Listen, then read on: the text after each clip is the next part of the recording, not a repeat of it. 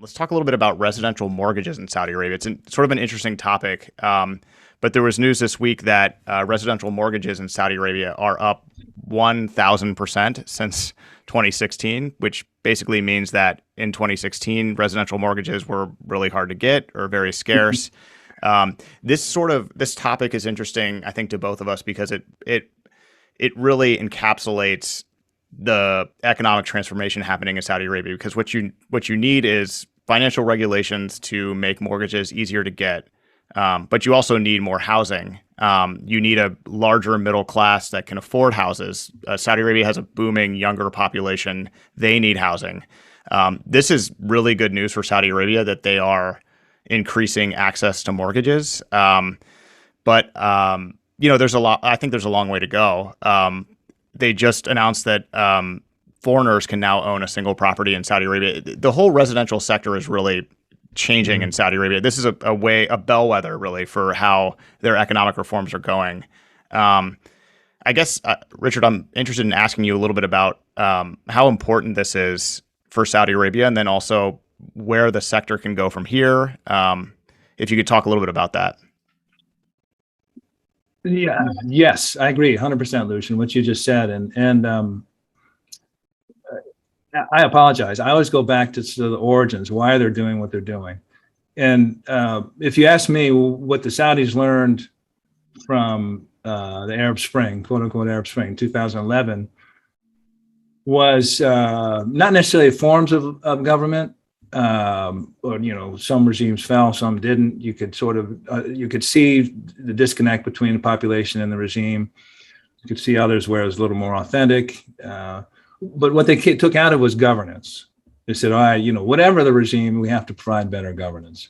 I think that started under King Abdullah. I think it's just freight train accelerated under King Salman and via MBS.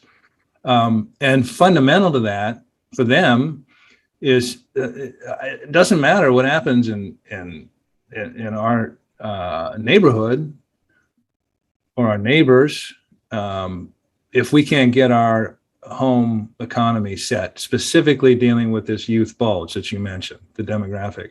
And that starts with employment, and then it goes to housing. And so when you're seeing this kind of progress, it's fundamental to their ability to stay ahead of this youth bulge.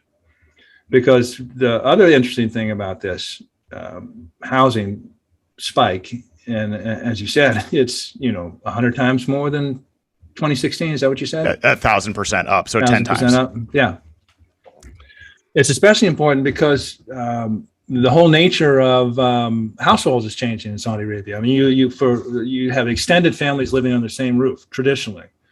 I mean, 3 generations, that's the norm. Mm-hmm. Increasingly, younger couples, especially because more women work, and you see all sorts of surveys and polls now that, when a young Saudi man wants to go look for a bride, I think 85% of them prioritize that a woman works. So, but increasingly these couples aren't staying underneath the family tent, so to speak. They've moved out and they're looking for housing on their own because they can afford it, because that's a younger generation. So it's essential that they get this right. It's fundamental to their existence that they get this right in terms of employment and housing and all these things they need to address this youth demographic. So this is good news.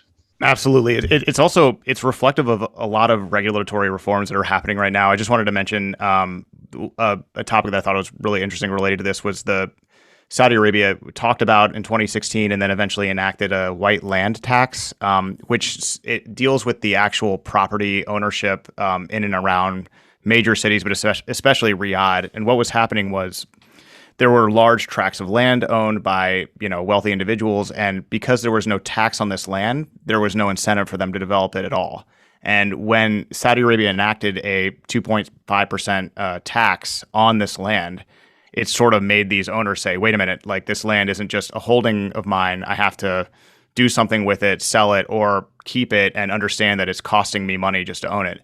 It seems like a very simple concept in, the US and the Western world, but in Saudi Arabia, it was quite revolutionary. And it isn't so much about the revenue that it generated, but more about, hey, like, get with the program here. We need, this land is valuable.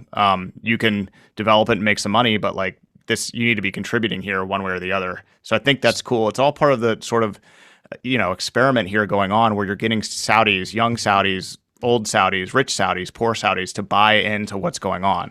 And when everybody buys in, you get results that are nationwide, and I think that's cool.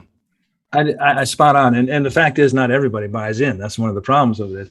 But you're that white land tax, a hugely significant political decision, because this was essentially insider deals, where people who had access to the family and to the government, were able to secure significantly, really massively and valuable plots of land, and then to sit on them, like you said. So essentially, that decision was saying, we're taking money directly out of your pocket, right? You influential Saudi, whoever you are, for the larger purposes of the country and what we're trying to accomplish down the road.